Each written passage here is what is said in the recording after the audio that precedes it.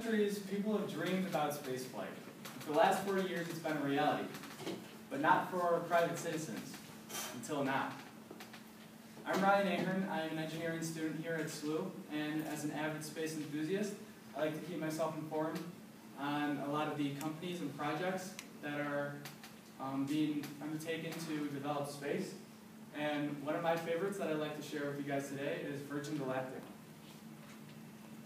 Now, Virgin Galactic is progressing towards a day when even you and me will be able to go to space and experience what so far has been reserved only for select individuals.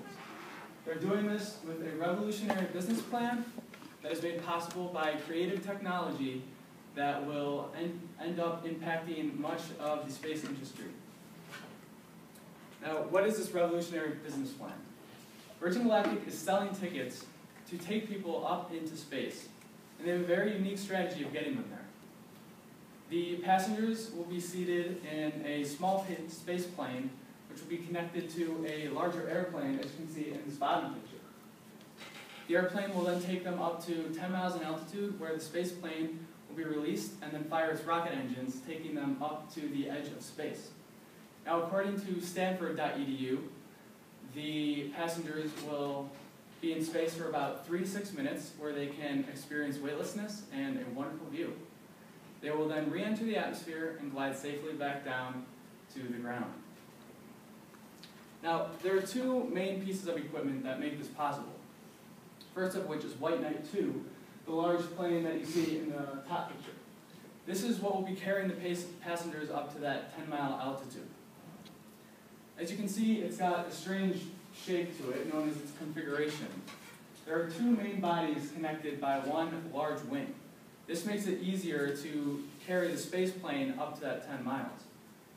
And according to VirginGalactic.com, it is also the largest aircraft ever made completely of carbon composite materials. This means that it is extremely light and extremely strong. The second important piece of equipment is Spaceship 2. The first innovation of Spaceship 2 is its hybrid rocket engine. Rocket engines are typically categorized as solid rocket engines or liquid rocket engines. Solid rocket engines are basically just a body with a solid chunk of rocket fuel inside of it. They're very simple, but once you light the fuel, you can't shut off the engine until all the fuel has been used up. Liquid rocket engines, on the other hand, are a lot more complicated. There are a lot of little pieces you have to worry about, but if something does go wrong, you can shut them off. The hybrid rocket engine on Spaceship 2 takes the best of both. So it's a lot simpler than a traditional liquid engine, but at the same time, if something happens, you can shut it off. The second main innovation of Spaceship 2 is its tail, which can pivot between the down and the up positions.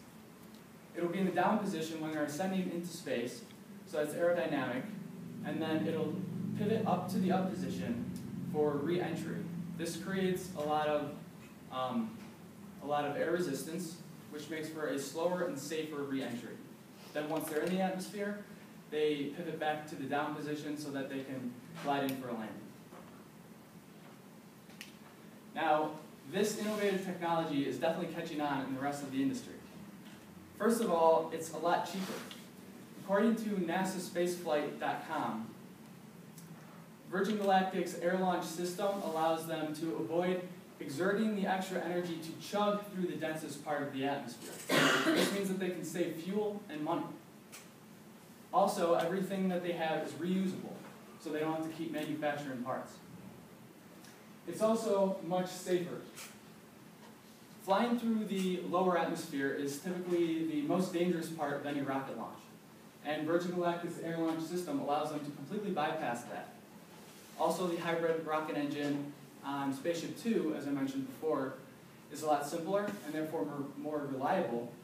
But if something does go wrong, or if there is an emergency on board, then they can always abort the mission and fly back down to safety. Lastly, the re-entry is much safer.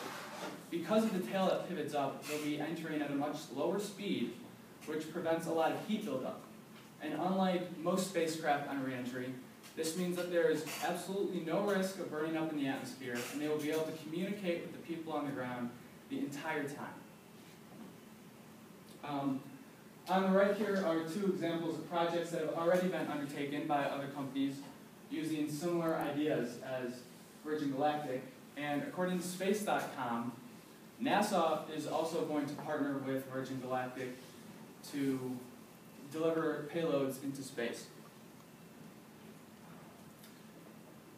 So, as you've now seen, Virgin Galactic is making a lot of progress towards the development of space.